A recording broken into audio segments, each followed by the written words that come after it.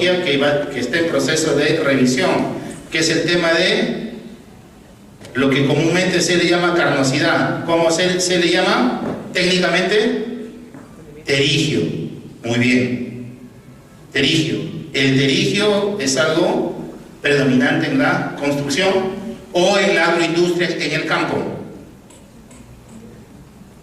Terigio se encuentra al 75% del personal de campo. Terigio. Irritaciones, terigio. Muy bien. Excelente, ¿ven? ¿Qué más?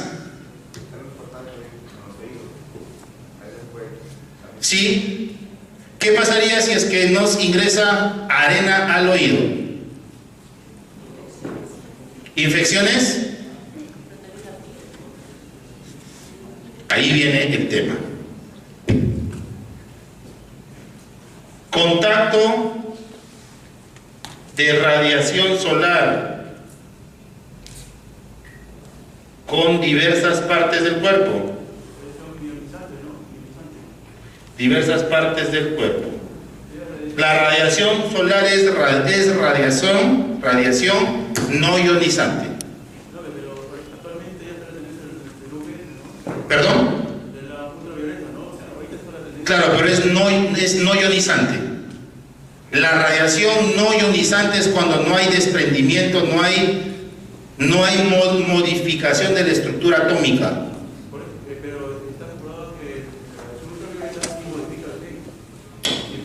No, eso es, a ver, claro, eso es un cáncer que es la patología, pero la definición neta de radiación,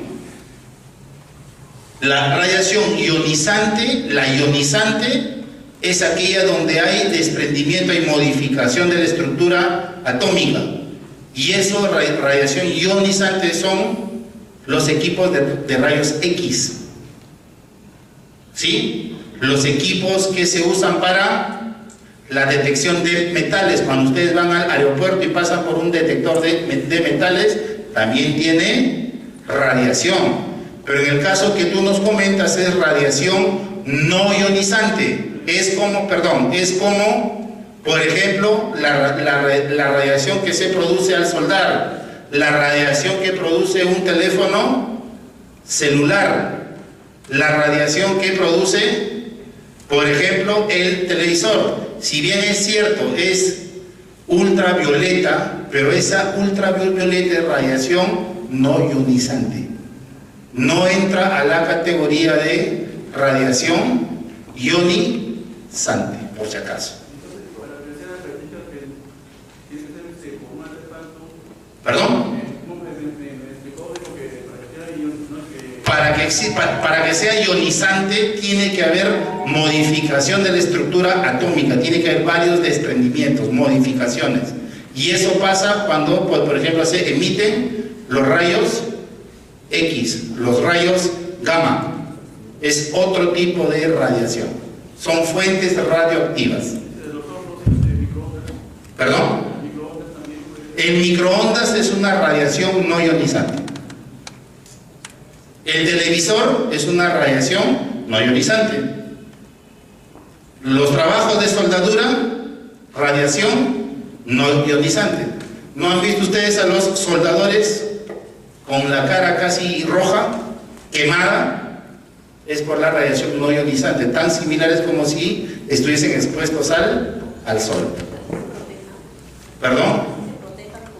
Así se protejan. Es que la mascarilla es para el material particulado. Por eso es que ahora un equipo de protección personal es los bloqueadores. Ya está normado. O sea, en los campos, las agroindustrias deben proporcionar sus bloqueadores solares. O en todo caso, proporcionarles toditita, así como que si fuese, pues, así es. Sí, entonces, bien, nos gana el tiempo, pero acá, claro, acá tendríamos cáncer, quemaduras, irritaciones a la piel. pero también tenemos patologías musculoesqueléticas. Miren, de un peligro hemos asociado hasta ahorita ¿cuántos riesgos? 1, 2, 3, 4, 5. ¿Faltarán más riesgos? Claro que sí. ¿Qué más?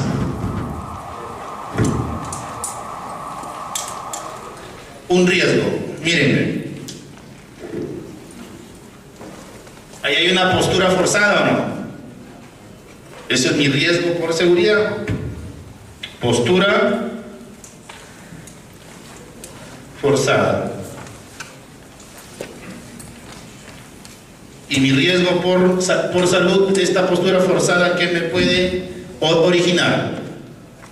Una lumbalgia, una cervicalgia o una dorsalgia. Lumbalgia, un dolor en la zona lumbar. Dorsalgia, un dolor en la zona dorsal. Cervicalgia, un dolor en la zona cervical. ¿Está claro? Zona lumbar, zona dorsal y zona cervical. ¿Está claro? ¿Sí? Bien, ¿qué más? Miren, hay un movimiento repetitivo de codos. Miren. ¿Cierto o no? Movimiento repetitivo de codos. Otro riesgo por seguridad.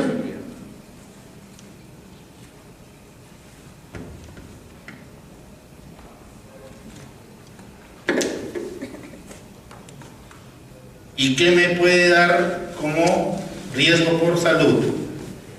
La lesión del epicóndilo, ¿cierto? Y eso me genera una patología que se llama epicondilitis. ¿Sí? Epicondilitis.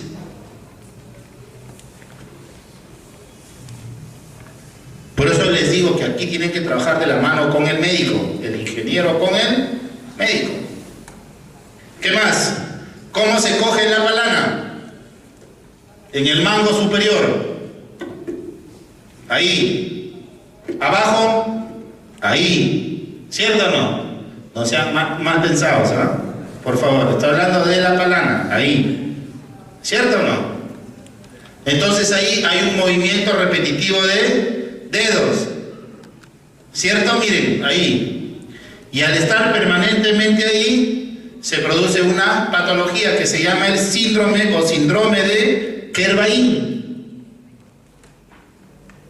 ¿Correcto? Miren, entonces, movimiento repetitivo de dedos,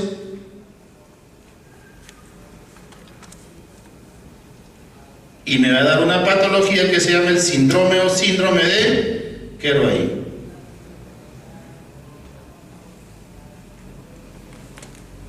Ahí está. ¿Sí estamos? ¿Todos? Entonces miren, ¿cuántos riesgos? 1, 2, 3, 4, 5, 6, 7, 8.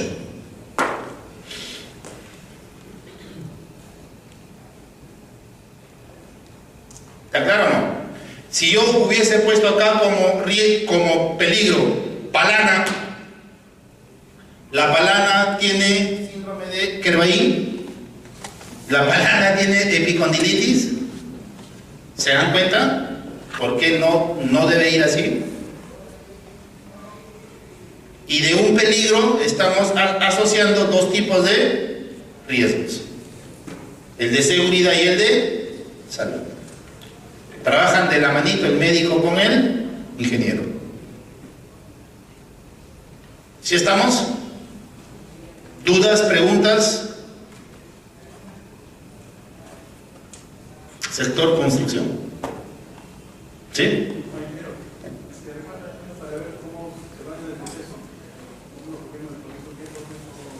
¿Perdón? Ahorita sí, ahorita vamos a ir con el ejemplo que hemos hecho de la agroindustria, para amarrarlo toditito, desde el proceso, subproceso, etapas, actividades, peligro, riesgo, medidas de control. ¿Está claro? ¿Perdón?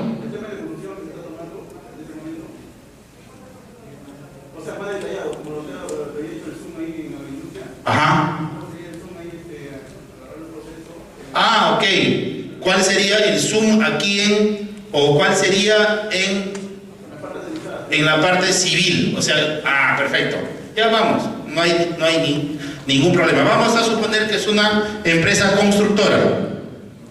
Y en toda empresa constructora, el core business puede ser desde el diseño e implementación de proyectos en obras civiles. ¿Sí? Entonces nosotros vamos a decir, si se hace el diseño, es porque primero, ¿cuál va a ser el primer proceso? Proyectos. ¿Cierto o no? Y luego el siguiente proceso vendría a ser operaciones. O sea, sí, miren. Vamos a colocarlo aquí, ¿sí? Acá. El primero va a ser proyectos. El segundo, operaciones. Y el tercero, ventas. Entonces, en proyectos van a haber proyectos civiles, proyectos metalmecánicos, proyectos hidráulicos, etc. ¿Sí? En operaciones van a haber varios subprocesos. Un subproceso, ¿cuál va a ser? Las operaciones civiles en este caso, por ejemplo, en edificaciones habitacionales.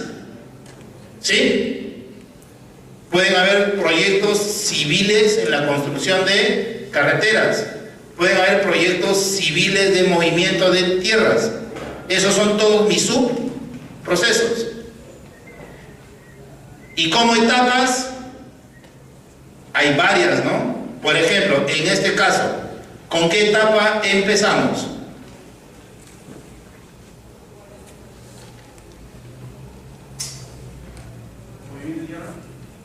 Antes de eso, primero se hace el levantamiento de información, que es medidas, y para eso se hace topografía. Cuando vas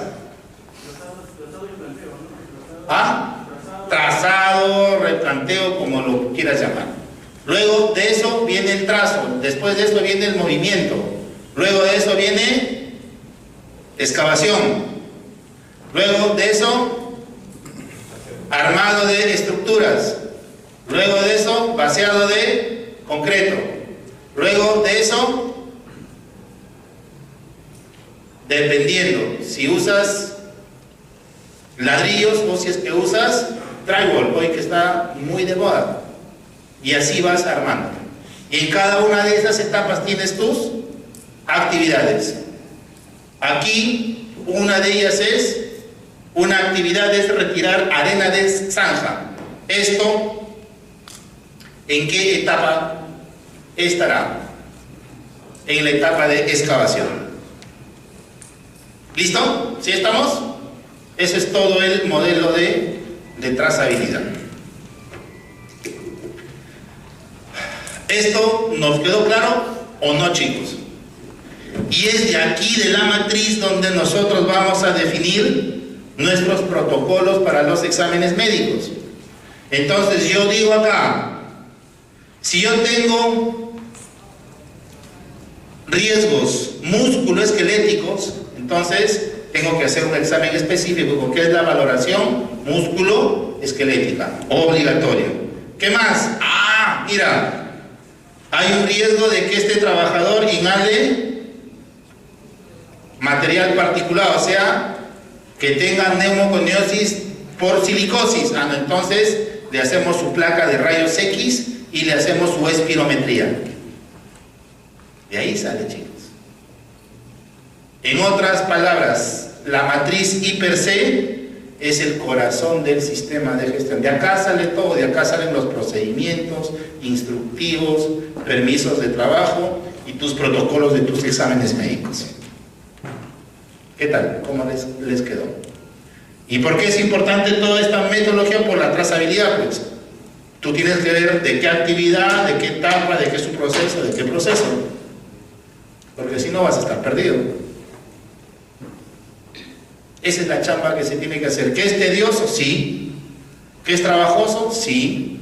Es súper trabajoso. Esto te puede tomar desde 3 hasta 1 año. Pero una vez que lo tienes, no sabes la herramienta que tienes. Es una herramienta mágica. Ahí vas a poder hablar de gestión. Ahí vas a poder hablar de minimizar tus accidentes y tus enfermedades. Si es que tú no tienes esto, no tienes capacidad de gestión. Así de fácil. No, yo soy médico y yo voy a ver qué haces. Ah, ya. No, tú necesitas tus placas y tu audiometría. Nada más. Listo. Eso no se hace. Ingeniero, ¿y se podría usar ahí indicadores de costos? Claro que sí. Para sustentar la política. Indicadores de costos, que eso es algo que no se hace, ¿no? Pero claro que sí. ¿Cuánto invierto y cuánto me ahorraría? Y ahí saco un ratio. Claro que sí. ¿Listo? ¿Estamos todos? Queda. El siguiente paso viene a ser la valoración del riesgo. Pero antes de ello, vamos a explicarles. Puedo borrar acá, ¿no? Antes que me olvide. Hemos hablado del peligro y hemos hablado del riesgo. Pero entre el peligro y el riesgo hay algo que es importante, que es el evento peligroso. ¿Sí? ¿Y cómo definimos al evento peligroso? ¿Qué es el evento peligroso? El evento peligroso son todas aquellas acciones, condiciones o factores que van a permitir que el daño a la integridad o a la salud se concrete. Repito, evento peligroso son todas aquellas acciones, condiciones o factores que van a permitir que el daño a la integridad o a la salud se concrete. ¿Correcto? ¿Sí? Eso es el evento peligroso. Y técnicamente el evento peligroso se encuentra aquí, mírenme, entre el peligro y el riesgo. ¿Sí? Entonces, vamos a coger el otro ejemplo, para que me entiendan, para no confundirnos con esto.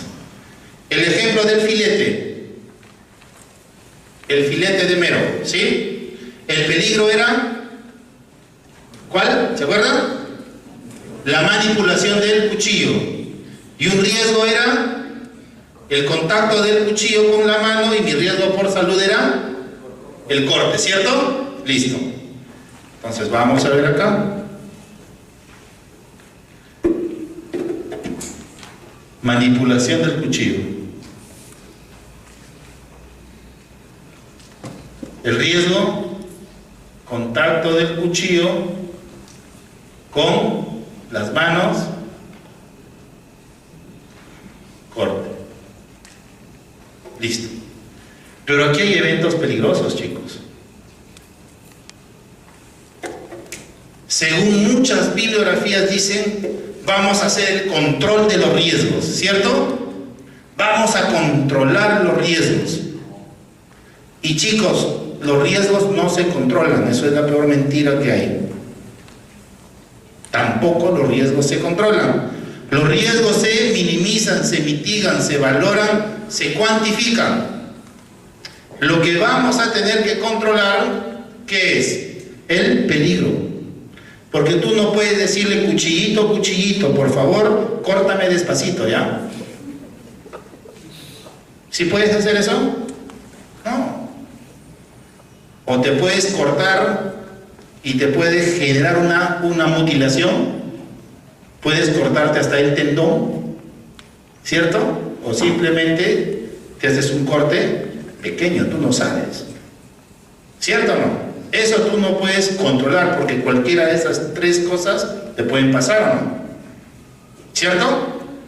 Ahora, Volviendo a la definición de evento peligroso, esto es lo que nosotros tenemos que controlar, que son los eventos peligrosos.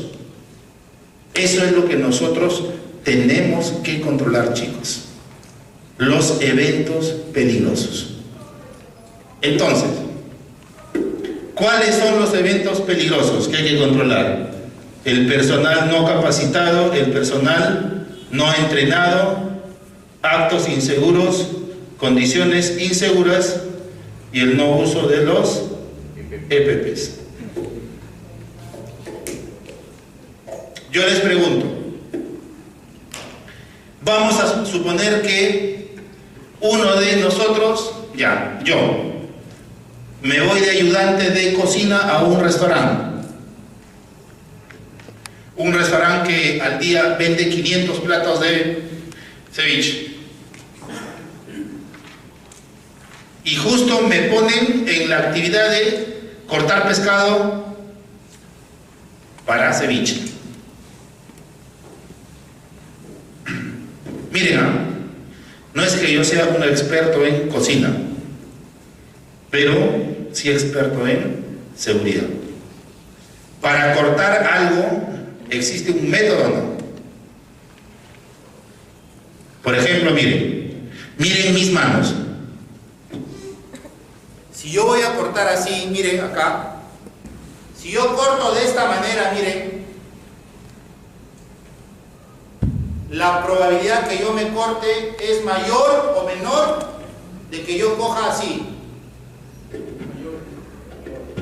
Y si es que yo corto así, es distinto que yo coja el pescado cuando yo tengo los dedos así. Porque si yo tengo los dedos así, la probabilidad de que contacte es mayor o no. Distinto a que yo coja así o no. Eso se llama método de trabajo y es una forma de control. Entonces, si yo entro a un restaurante y nadie me capacita en este método, ni me entrena, la probabilidad que yo me corte es mayor o no. Listo, entonces, eso es un evento peligroso. El no capacitar y el no entrenar al personal. Si yo no capacito y yo no entreno, la probabilidad de que sufra el daño es mayor o no. ¿Cierto? ¿Estamos o no? Si yo no capacito y yo no entreno, la capacidad de que suceda el daño es mayor o no. ¿Sí o no, chicos? Listo. Otro ejemplo. Vamos a suponer de que en esta botellita hay un hipoclorito o una soda cáustica al 40%, que simplemente con destaparlo te puede generar una intoxicación, y solamente con una gotita te puede hacer un huequito en el dedo. Pero si yo nunca en mi vida he manipulado un producto químico y me voy a una empresa y mi jefe me dice, haz el trasvase de este hipoclorito a 10 vasitos, y nadie me capacitó, nadie me entrenó, la probabilidad de que yo me accidente por intoxicación o por quemadura es mayor o no. Listo, entonces esos son los dos primeros eventos peligrosos que nosotros tenemos que controlar. ¿Cómo? Capacitando y entrenando. Si yo capacito y yo entreno, la probabilidad de que se suscite el accidente es menor. ¿Estamos claros? Tercer evento peligroso, actos inseguros. Si yo concientizo, si yo capacito al personal para que no cometa actos inseguros durante su trabajo, ¿la probabilidad que ese accidente es menor o no? Perfecto. Si yo verifico que no se trabaje en condiciones inseguras, que no existan condiciones inseguras, la probabilidad de que se suscite el daño es mayor o menor. ¿Mayor? Chicos, ¿qué dicen? Menor, pues. Y si al final usan sus EPPs, perfecto. Entonces, ¿cuál es el secreto del asunto en la prevención? Identificar cuáles son tus eventos peligrosos, y estos eventos peligrosos tienes que convertirlos en medidas de control. Entonces, ¿qué controlamos? ¿El riesgo o los eventos peligrosos? Los eventos peligrosos. En la medida que tú te vuelvas experto controlando, identificando primero tus eventos peligrosos y controlándolos, el éxito en tu gestión te va a acompañar, porque de acuerdo a ello tú vas a poder diseñar tus herramientas de gestión. ¿Cómo capacitas y cómo entrenas? Mediante tus inducciones. Entonces desarrollarás una inducción específica sobre el peligro inherente al puesto de trabajo. Lo capacitas y lo entrenas. ¿Estamos o no? ¿Qué más? Tus diálogos de seguridad, que es distinto a tus inducciones. Ojo, cuando hablaba de inducción, hablo de los dos tipos, Hablo de la inducción general y de la inducción específica. Acá estamos hablando de inducción específica, porque en la inducción general que se da en las empresas es de 30 a 45 minutos y es un bla, bla, bla, bla, bla de tu política y 4 y 5 cosas más y se acabó. A las finales el trabajador estuvo durmiendo, solamente firmó y listo, se acabó. Esa es la realidad. Pero cuando hablamos de las inducciones específicas, ahí sí tienes que ir al grano. ¿Estamos o no? ¿Y de dónde salen las inducciones específicas? De tu matriz CIPER, pues. Aquí te salen tus riesgos. ¿Qué actividades van a necesitar inducción específica? Aquellas que tengan los riesgos más significativos. ¿Es fácil hacer seguridad o no? Súper fácil, pero hay que tenerla clarita, muchachos. Si no tenemos esto, no tenemos nada. ¿Podrás hacer tu mapa de riesgos sin esto? No, pues.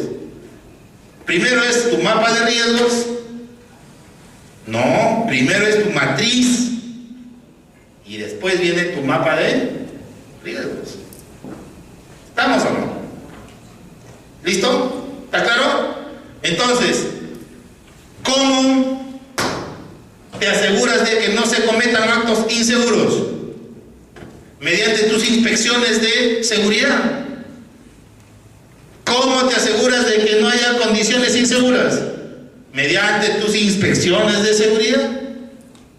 O también mediante tu comunicación de incidentes. O mediante la emisión de permisos de trabajo para las labores de alto riesgo. ¿Cierto o no? Esas son las herramientas de gestión que ustedes deben diseñar según los eventos peligrosos que van identificando.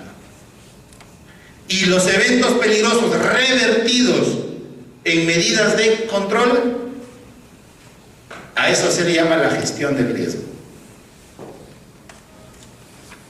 ¿Está claro? ¿Está claro, chicos, o no? ¿Dudas? ¿Les quedó claro cuál es el evento peligroso? ¿Se dieron cuenta la importancia de saber qué es un evento peligroso? Muchos decimos, pero ¿por qué te has accidentado y qué torpe que eres? Pero ¿cómo le puedes decir eso si nunca lo has capacitado y nunca lo has entrenado? Difícil, ¿no? ¿Cierto o no? Es como que si a alguien de ustedes les digan, mira, ve, para que tú manejes un carro, este es el timón, este es el acelerador, este es el freno, este es el embrague, este es la palanca de cambio, tienes primera, segunda, tercera, cuarta, quinta, sexta, hacia abajo y retro. Ya, listo, toma el carro y ándate a Huamachuco.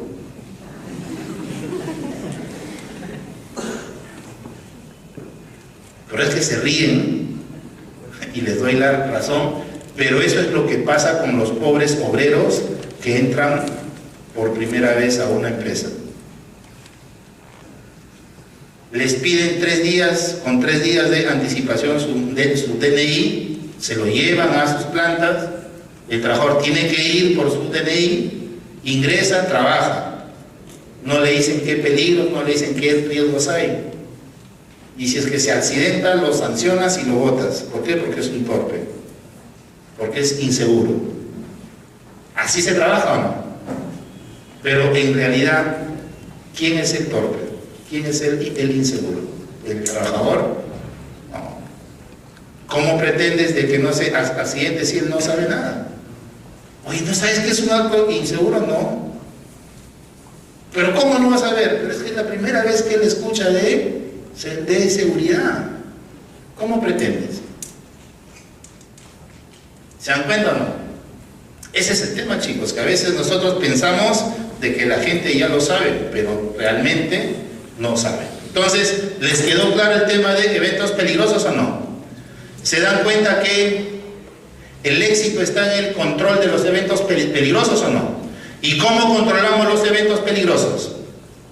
Mediante el diseño de herramientas de gestión, diálogos, inspecciones, comunicación de incidentes, permisos de trabajo, etc. Yo me he encontrado asesorando empresas y le pregunto a un jefe de seguridad, le digo, ven, ¿por qué has implementado acá permisos de trabajo si tus actividades no son de alto riesgo? Y el simple hecho de tramitar un permiso de trabajo significa que un trabajador de mantenimiento o de un proceso productivo que es álgido para la rentabilidad de una empresa pierda 30, 45 minutos. Mientras espera que el prevencionista está haciendo cualquier cosa menos su trabajo.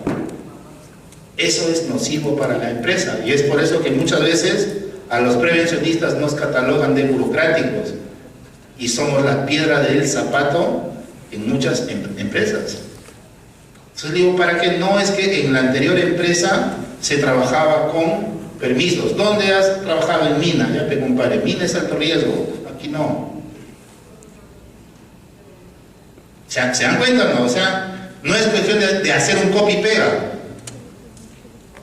No, el tema es tu matriz. Es como en una agroindustria había un plan de contingencia. Potenciales emergencias, derrame de cianuro. Oye, ¿acá acaso tú tienes cianuro?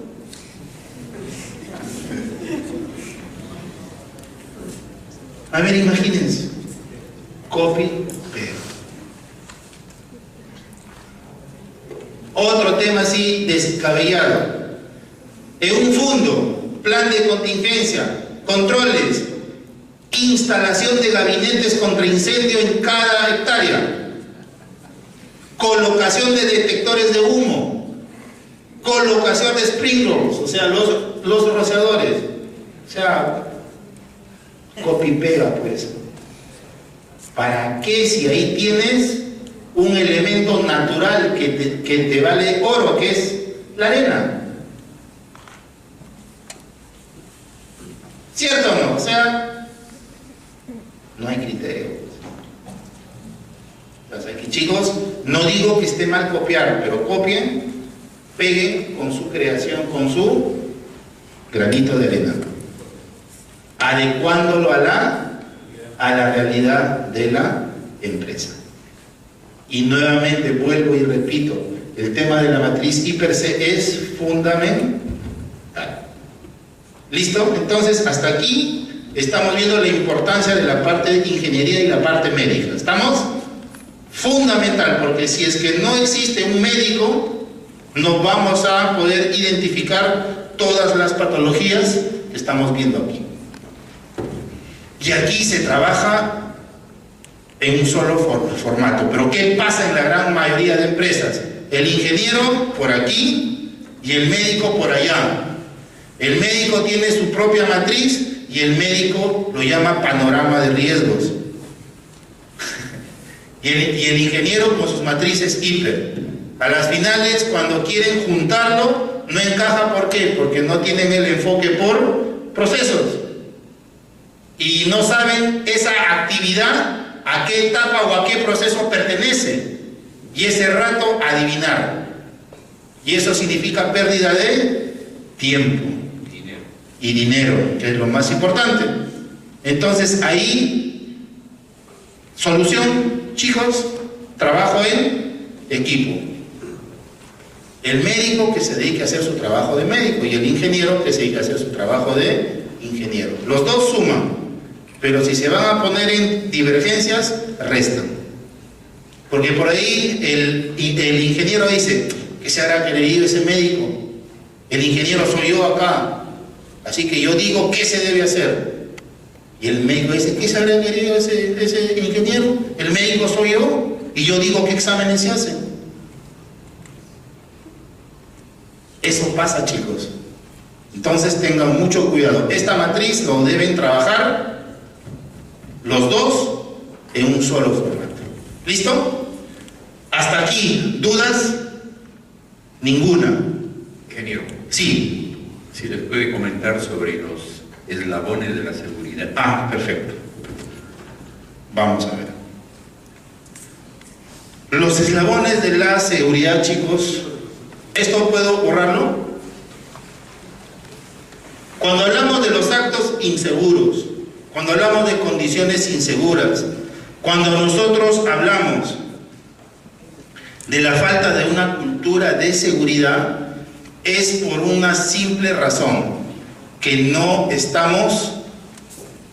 tenemos ni idea cuáles son los eslabones de la seguridad. Y los eslabones de la seguridad son, ¿cuántos? Son 4.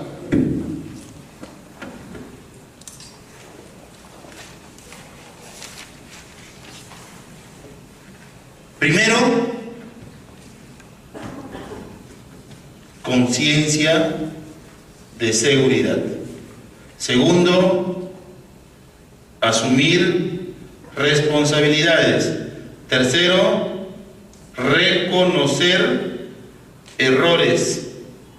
Y cuarto, cambio de actitud.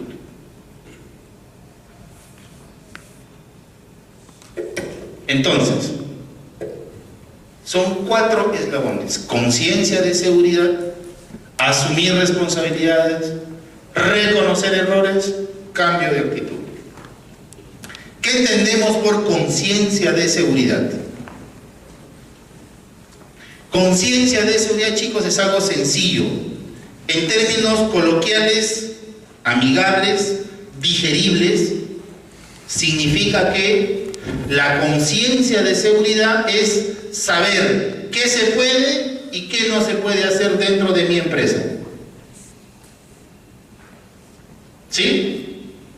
Significa saber qué se puede y qué no se puede hacer. ¿Correcto? ¿Listo? Bien. Ahora, como prevencionistas ya tenemos que manejar otro lenguaje. Y como prevencionistas, ¿qué significa tener conciencia de seguridad? Como prevencionistas, conciencia de seguridad significa saber qué peligros y qué riesgos existen en mi área, en mi empresa. Saber identificar mis peligros y saber asociar los riesgos, y ahí toque a todo. No.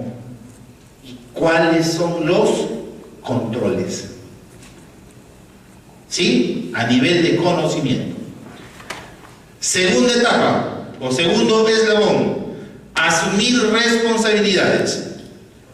Si en un lenguaje sencillo, coloquial y digerible Conciencia de seguridad significaba o significa saber qué debo y qué no debo hacer en términos también sencillos, coloquiales y digeribles. Asumir responsabilidades significa ejecutar lo que debo y no ejecutar lo que no debo. ¿Está claro o no? Hablando con un lenguaje técnico, asumir responsabilidades, ¿qué significa? La ejecución de los controles operacionales para la mitigación del riesgo.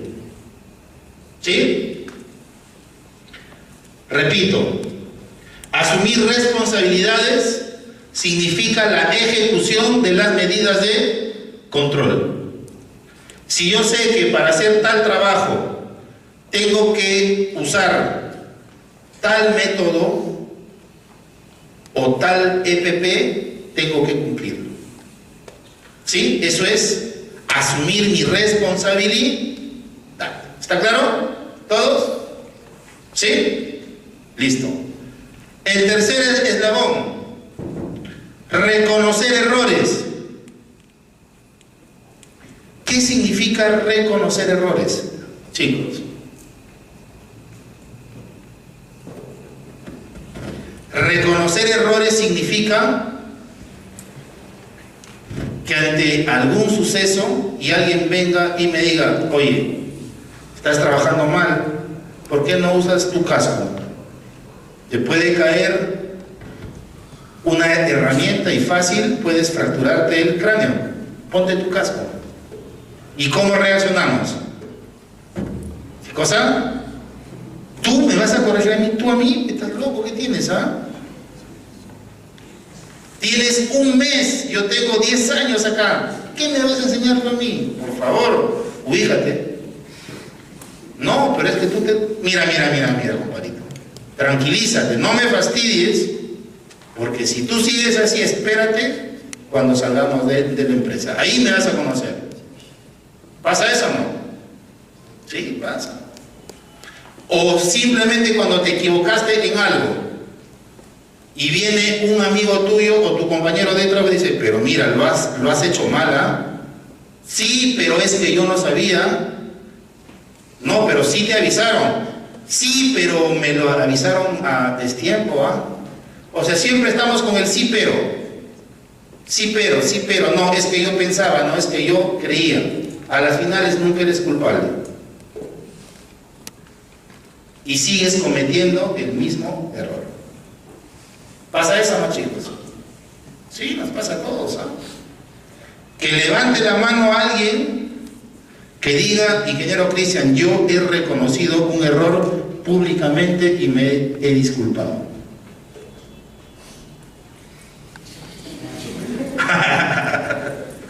Uno nada más. Pero ¿nos cuesta o no? Nos cuesta, muchachos. Ahí es donde aplicamos la ley de la vaselina. Todo nos resbala. ¿Cierto o no? Y que le caiga al más tonto, al más monce. Como yo soy vivo, no me pasa nada. Sí, chicos. Ese es un mal endémico y esto es algo que yo lo comento y yo se los digo, ¿no?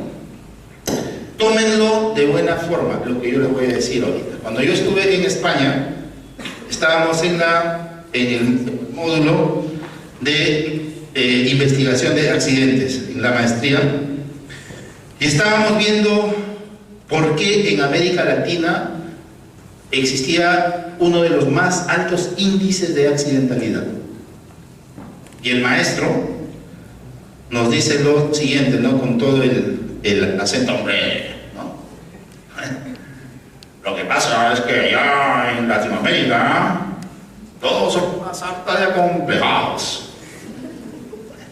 Entonces nosotros que estamos ahí, lo tomamos como un insulto. O sea, que alguien venga ahí que te diga eres un acomplejado, como que impacta, ¿no? Un amigo colombiano se paró y dijo, por favor, le exijo más respeto, porque usted nos está discriminando, está haciendo racismo, ¿no? Y el maestro le dijo, no, tranquilo, no es eso. Y te voy a explicar por qué, le digo. Cuando yo les digo acomplejados, ustedes lo toman a mal, pero aquí eso es algo normal. ¿Por qué? Porque en Latinoamérica ustedes llevan un complejo de inferioridad que va desde la conquista hasta ahora, y son casi 500 años que ese complejo se ha transmitido de generación en generación.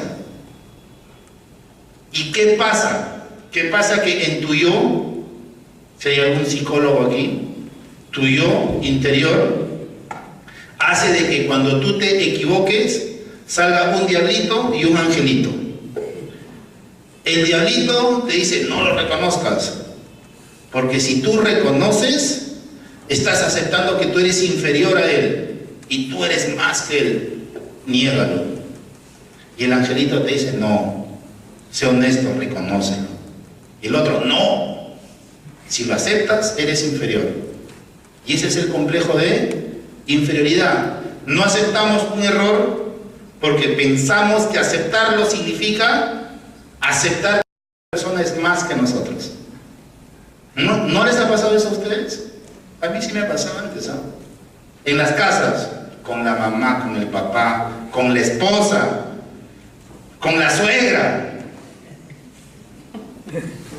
con el suegro, ¿no? ¿Cuántas peleas nos hubiésemos ahorrado simplemente con decir, mira, discúlpame,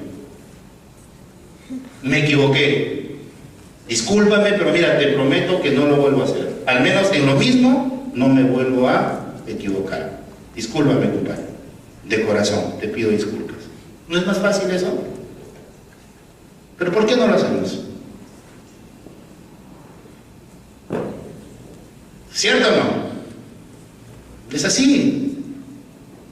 Es así. Y como buenos latinos, y esto encaja en el tema de seguridad, nos preocupamos más en ver los defectos de los demás, cuando no sabes los defectos que tú tienes, pues. Y si tú eres perfecto, mira a tu familia, pero no mires al resto. Y esto también genera un clima laboral adverso dentro de las empresas, en industria, en agroindustria, en pesca. ¿Ustedes saben lo que es el campo o saben lo que son las naves? Las comidillas que hay ahí. Mira que el fin de semana tal fulana salió con el esposo de esta, no, que le engañó con la otra, no, que el esposo también. Y no, que mira que se ha pintado el pelo, no, que mira que esto. Y empieza un clima súper tenso, súper adverso, que tiene que ver con la seguridad, claro que sí. Entonces, chicos, el tema de reconocer errores es un tema de actitud. Es cuestión de que tú quieras hacerlo y que aceptes un consejo. Yo tomo esto con un ejemplo simple, el alcohólico o el drogadicto. ¿Cuándo un alcohólico y cuándo un drogadicto tiene salvación? Cuando reconoce que lo que tiene es una enfermedad y que necesita ayuda. Caso contrario, el drogadicto, ¿cómo empieza? Como un consumidor social. Cada 15 días, un fin de semana, una pichanga. No, es una pichanga, no. 15 días. Pasa un mes, ¿te gustó? Cada semana. Cada fin de semana, tu pichanga. Pasan 2 meses y ya no va a ser cada 7 días, sino entre semana. Toda ingesta de alcohol va acompañado de consumo de cocaína o de marihuana. Y pasarán 6 meses y ya no va a ser cada 3 días, sino cada 2 días. Y vas a llegar al año donde vas a tener que consumir todos los días. Que al cabo de 3, 4, 5, 6 años vas a terminar en un fumadero. Ya no fumando cocaína, sino pasta. Miren, y ahí la única salvación que yo conozco gente que ha salido, ¿eh? Que ha salido, yo conozco gente. pero la única condición es que tú reconozcas que lo que tienes es una enfermedad y que necesitas ayuda, primero de Dios. Fe total, chicos. Y segundo, de tu familia. Así es.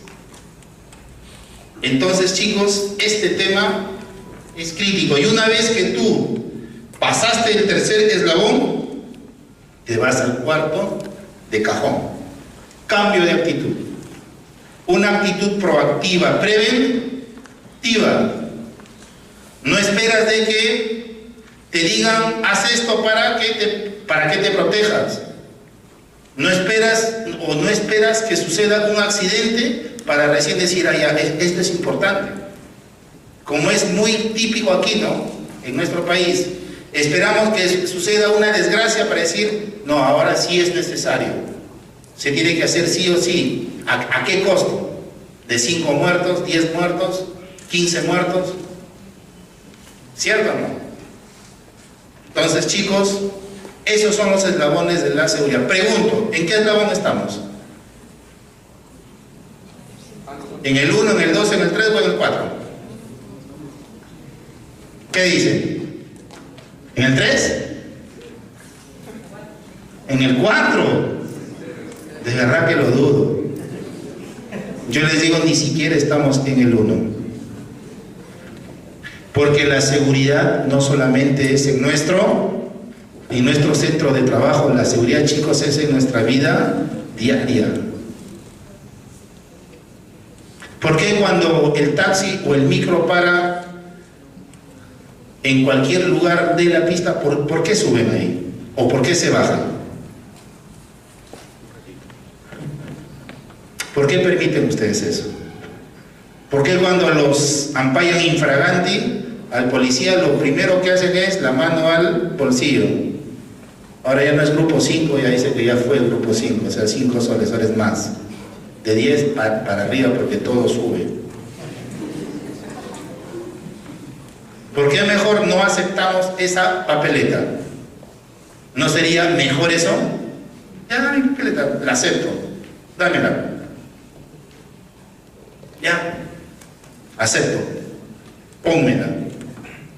Y paga tu papeleta, pues. ¿Por qué nos vamos por lo más fácil? Y después nos quejamos que el policía es coimero. Pero para que existan policías coimeros, eso ya es un riesgo, o sea, es una consecuencia. La fuente, ¿cuál es? Personas que no cumplen con las normas. ¿Cuál es la mejor solución para un policía o cualquier persona que sea así? Simplemente hay que cumplir con las normas. ¿Se dan cuenta o no? Ese es el tema, chicos, que hay que nosotros aplicar. Entonces, como país, como yo les dije, es básico. Educación. Si ustedes se van a Europa, chicos, se van a Europa, las personas que han estado no me van a dejar mentir. Cuando tú cruzas una pista y el semáforo para el peatón que estaba en verde está en rojo, ¿tú crees que hay un carro que te toca el claxon? Así pierda la luz, el conductor espera que pase la última persona. Una vez que está en la acera, recién pasa el carro. Eso es cultura, eso es educación, muchachos. Y eso nos falta acá. Y para poder ver este temita vamos a visualizar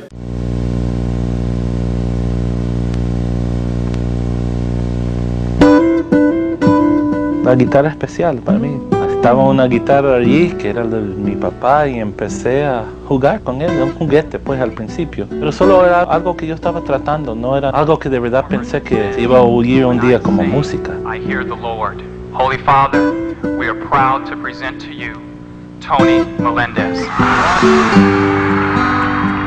Yo soy Tony Meléndez y nací en Nicaragua, pero he vivido aquí en los Estados Unidos casi toda mi vida. Soy cantante, guitarrista.